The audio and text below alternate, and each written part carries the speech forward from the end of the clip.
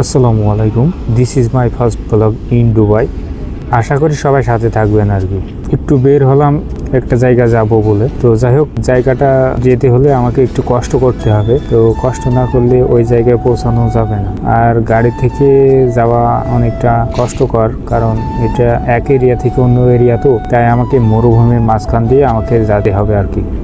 তো আমি হাঁটা ধরলাম। তো দেখতে পাচ্ছেন মরুভূমির মধ্য দিয়ে আমি হাঁটতেছি। যে মরুভূমিতে অনেক কিছু পড়ে আছে, অনেকে বসার জন্য এই যে অনেক কিছু রাখছে, তারা সন্ধ্যাবেলা বসে এখানে আড্ডা উড্ডি দেয়। তো যাই হোক, মরুভূমির ভিতরে হাঁটাও একটু রিস্ক আছে। ওখানে বিভিন্ন ধরনের কাটা জাতীয় জিনিস থাকে, আর সাপ বিচ্ছু এগুলো তো থাকেই। আর দেখতে পাচ্ছেন এই মরুভূমির উঁচু নিচু পাহাড় জাতীয় অনেক কিছু আছে। তো এই যে আমাদের ক্যাম্প, ডিটিসি ক্যাম্প, ওই ক্যাম্পে আমরা থাকি। তো এই যে দেখতে পাচ্ছেন এই যে গাড়ির চাকা গেছে, ওইখানে শেখের ছেলেরা, দুবাইয়ের যারা স্থানীয় আছে তাদের ছেলেরা এইখান থেকে গাড়ি চালায় মরুভূমির ভিতর দিয়ে। গাড়ির চাকার দাগ লেগে আছে, দেখতে পাচ্ছেন আমি হেঁটে হেঁটে যাচ্ছি। তবে বালুর ভিতরে হাঁটা যেমন কষ্ট, এটাও সেম প্রবলেম। এটা তো বালির মতো মাটি না, হাঁটা খুবই কষ্ট। মানে হেঁটে পথ, মানে আপনি রাস্তা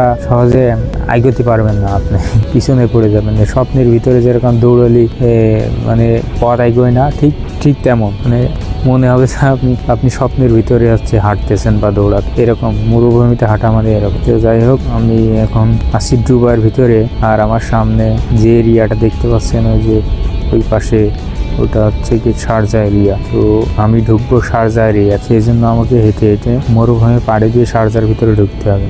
তো কি সুন্দর ভিউ দেখতে পাচ্ছেন সবাই। হঠাৎ করে একটা জিনিস চোখে পড়লো, যে শেখের ছেলেরা গাড়ি চালাইতেছে মরুভূমির ভিতর দিয়ে।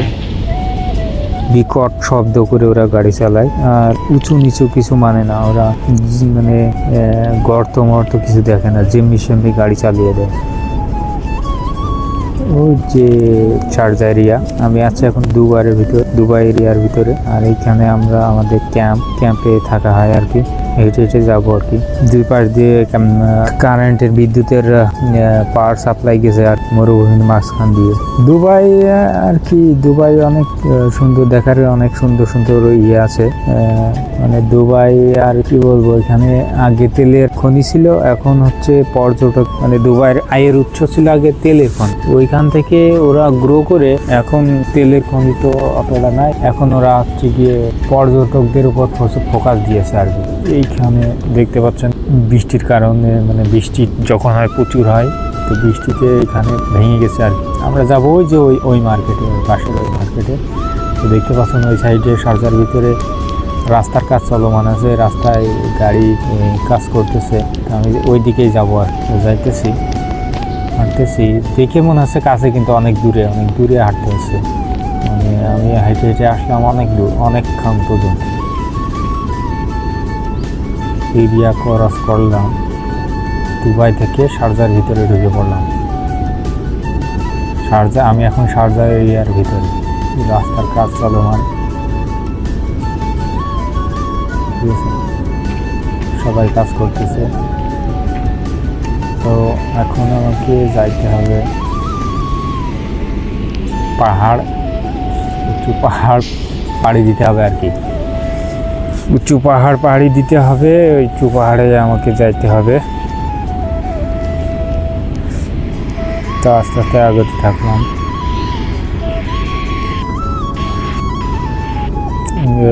মানে এই যে এই রাস্তার কাজ হওয়াতে এই রাস্তা আছে বন্ধ হয়ে গেছে আর কি। এখান থেকে আর যাতায়াত করা আসলে সহজ না, ময়লা আবর্জনা পড়ে আছে আর কি। এটা অনেক উঁচু, উঠতে অনেক কষ্ট হয়। তো যাই হোক, কষ্ট করে উঠে পড়লাম, কিছু করার নাই, যাইতেছি। তো মার্কেটটা ওইখান থেকে দেখা গেল অনেক কাছে, কিন্তু যাইতে অনেক সময় লাগে, ঘুরে যেতে হয়। তো সাইডে অনেক কাজ চলতেছে আর কি, সেই জন্য তো আর ওই পাশে শারজার ভিতরে একটা, ওই যে দেখতে পাচ্ছেন শারজার মসজিদ, সুন্দর একটা মসজিদ ওটা। আর রাস্তায় গাড়ি চলতেছে। রাস্তায় আপনি দেশের রাস্তা না, এখানে আপনাকে সর্বনিম্ন 60 স্পিডে গাড়ি চালাতে হবে, আর সর্বোচ্চ 120, 140, 160 সর্বোচ্চ গতি, আর সর্বনিম্ন গতি 160। তো দুবাইতে সংযুক্ত আরব আমিরাতে গাড়ি চালাতে হলে আপনাকে অনেক কিছু বিবেচনা করে গাড়ি স্টারিং ধরতে হয় বা গাড়ি চালাতে হয়। বাইকারদেরও একই অবস্থা। তো যাই হোক, দেখতে পাচ্ছেন আমার ক্যামেরাতে এতটা জুম করে বোঝানো যাচ্ছে না, কিন্তু বাস্তবে দেখতে গেলে অনেক সুন্দর একটা ভিউ আসে, মানে সেই রকম একটা ভিউ। ফোনটা যদি ভালো হইতে তাহলে ক্লিয়ারভাবে আপনাদের বোঝানো দেখানো যেত আর কি। যাই হোক, আমি কথা বলতে বলতে মার্কেটের ভিতরে চলে আসলাম এবং আমার যা যা লাগে প্রয়োজনীয় জিনিস অনেক কিছু নিয়ে নিলাম আর কি। তো ফল নিয়েছি, আপেল ফল দিয়ে নিয়েছি 3 রকম। এটা লাগে সকালে নাস্তা, আরও অনেক কিছু নিয়েছিলাম, পরে আর দেখায় না ভিডিওর মাঝে।